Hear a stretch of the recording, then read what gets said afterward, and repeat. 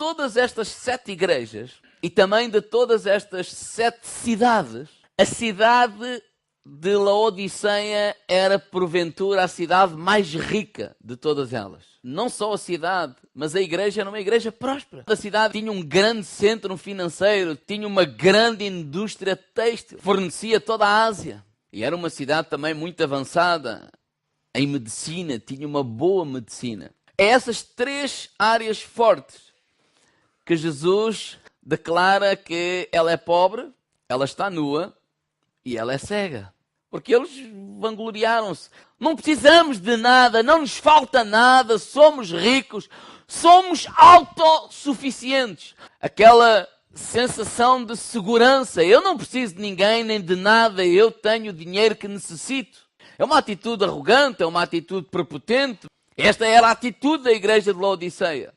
Na conversa de Jesus nós percebemos que não é assim que Jesus olha para esta igreja. Na verdade, eis aqui uma igreja que precisava de se converter. Eles pensavam que estavam convertidos. Eles pensavam que Deus era com eles, mas Deus já não era com eles há muito tempo e eles nem se apercebiam. Como Jesus disse, é uma igreja morna. Uma igreja sem sensibilidade. Uma igreja sem coração, sem tempero, sem lutas, sem compromisso. Era assim que Jesus via esta igreja de Laodiceia. Nós na Europa Ocidental podemos ser uma Laodiceia, sem nos apercebermos. Não temos necessidade, não temos falta. Cada um vive a sua própria vida. Esta não é a mentalidade da comunidade, do corpo de Cristo, ressurreto, da igreja de Cristo.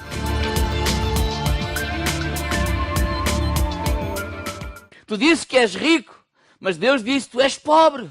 Tu dizes que estás vestido, mas eu digo que tu estás nu. Tu dizes que vês bem, não precisas de nada. Eu digo que tu estás cego.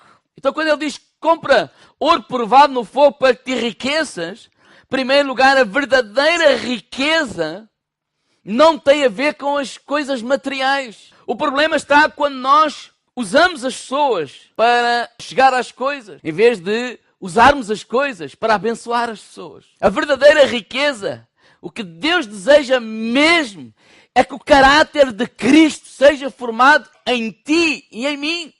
E quando nós pensamos no caráter de Cristo, pensamos nos frutos de um espírito renovado ou convertido ao Evangelho de Jesus Cristo.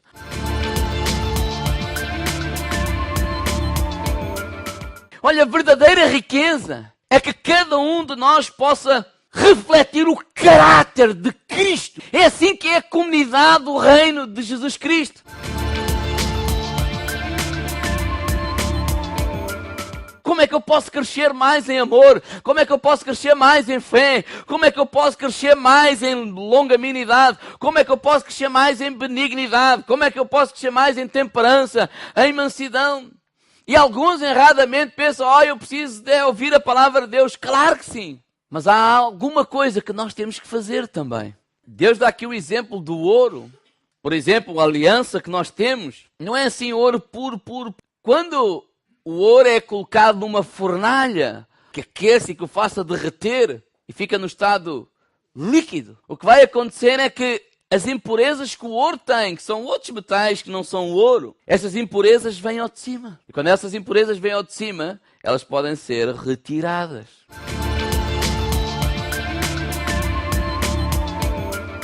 E quando falamos do caráter de Cristo em nós, o fogo do Senhor que purifica são as provações e as tribulações que nós passamos no nosso dia a dia. Quando a Bíblia diz que todas as coisas contribuem para o bem daqueles que amam a Deus, Deus usa cada circunstância para formar o caráter de Cristo em cada um de nós. Como é que tu vais crescer em longanimidade? Vais ter que aprender a esperar. E como é que se aprende a esperar? Esperando. Como é que eu cresço em amor? Sendo colocado ao pé de pessoas irritantes. Deus está a te usar a ti para abençoar essas pessoas e Deus está a usar essas pessoas para te abençoar a ti. Quando a tensão aumenta, há impureza no nosso caráter que vem ao de cima. Agora que elas vieram ao de cima, eu preciso com humildade dizer assim, Pai, perdoa-me, Senhor. Eis aqui mais uma área que eu preciso trabalhar. Então preciso juntar humildade com obediência. Humildade é reconhecer que de facto sou e tenho atitudes que não devia de ter. E a obediência é olhar para a palavra de Deus e Deus, eu quero obedecer-te. E é assim que o caráter de Cristo vai sendo formado em nós. Isso é a obra que Deus está a fazer em nós, chamado santificação.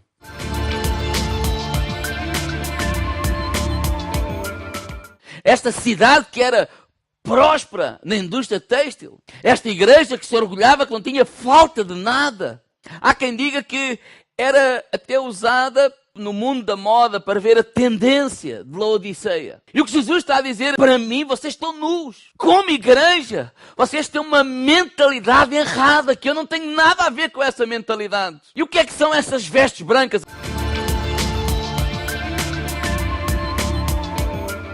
Outra tradução diz, o linho fino são os atos de justiça dos santos.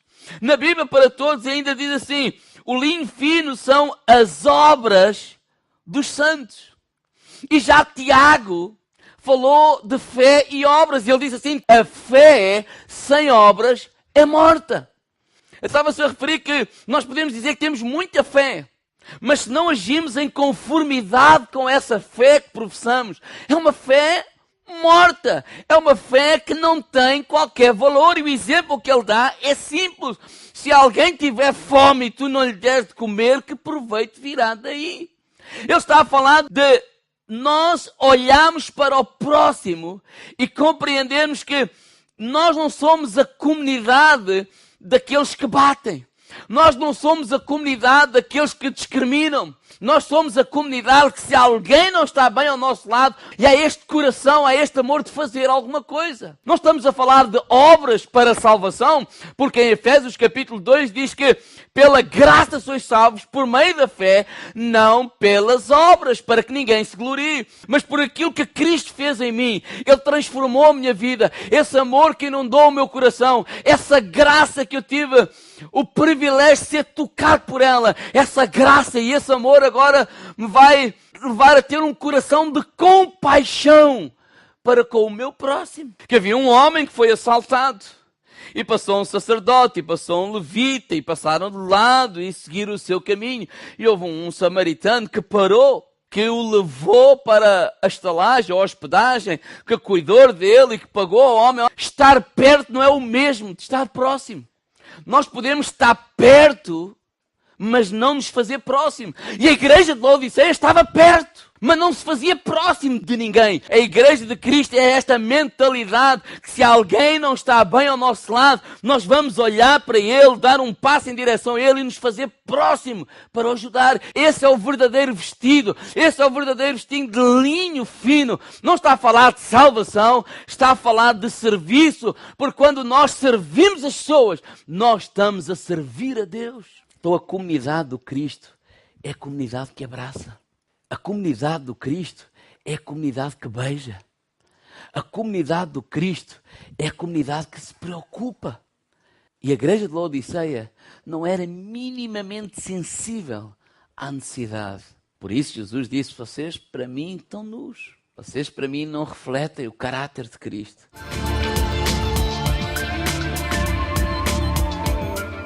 Colírio é um remédio, é um medicamento para os olhos. Por outras palavras, Jesus estava a dizer, vocês precisam de cura para a vossa cegueira espiritual. Vocês não veem como eu vejo. Quando aquele samaritano olhou para aquele homem conseguiu ver o que os outros dois não conseguiram ver. Como é que nós podemos ser sensíveis àquilo que os outros não são? Como é que nós podemos ser guiados pelo Espírito Santo de Deus?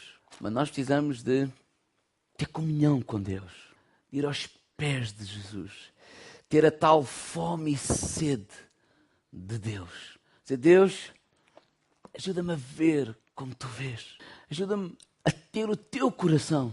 Ajuda-me a olhar para a comunidade como tu olhas. Porque é na presença de Deus que há cura. É na presença de Deus que há restauração. Então alguns versículos começam a fazer sentido quando diz lá, deleita-te no Senhor e Ele concederá o desejo do teu coração. Quando nós deleitamos em Deus, quando nós com humildade nos rendemos a Deus, há muitas coisas que estão no nosso coração e que Deus começa a peneirar sem dar conta. Já não são mais os nossos desejos, é o desejo de Deus que está no nosso coração. Então saímos daquele lugar na força e no poder de Deus e aí vamos ser guiados por Deus. As coisas vão acontecer. Naturalmente pensamos, mas é o Espírito de Deus que nos mostra, temos sensibilidade a outras e tudo isso é Deus a trabalhar em nós. Ele trabalha em quem busca. Isso não tem a ver com técnicas aprendidas neste sentido. Fé é isto. Tu olhas, visualizas e fazes. E quantas vezes nós tentamos fazer isso tudo e não conseguimos. Mas Davi viu o que os outros não viam. Quando enfrentou o Golias. Davi disse assim, quem é aquele incircunciso filisteu? Davi nunca lhe chamou Golias.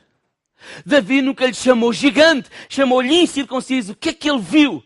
Nós temos aliança com Deus. Este homem não tem aliança com Deus. Por isso não vamos temer. Essa fé de facto que ele tinha vem de uma comunhão, vem de uma intimidade com Deus. Não vem de uma técnica aprendida. Aquela fé nasce de uma confiança, de uma comunhão com Deus. Ou seja, nós nos aproximamos de Deus. Desse relacionamento com Deus vai nascer uma confiança. E é essa confiança que a Bíblia chama de fé. Moisés viu que o povo de Israel não viu. Porque diz lá em Hebreus que ele saiu daquela terra como vendo o invisível. Apesar de todas essas dificuldades que serem as mesmas, ele não desistiu de confiar em Deus. E essa caminhada foi pautada por um relacionamento constante com Deus. Dependência total de Deus. Quantas vezes no nosso dia a dia nós só vemos aquilo que é possível ver humanamente? Para nós vermos de maneira diferente, nós precisamos de desenvolver essa intimidade, essa comunhão com Deus. Mas Deus nos chama a refletirmos o caráter de Cristo. Deus nos chama a ter a sensibilidade de servir o próximo. E Deus nos chama a nós valorizarmos aquilo que vale a pena ser valorizado, que é a presença de Deus. Esta é a comunidade do Cristo ressurreto.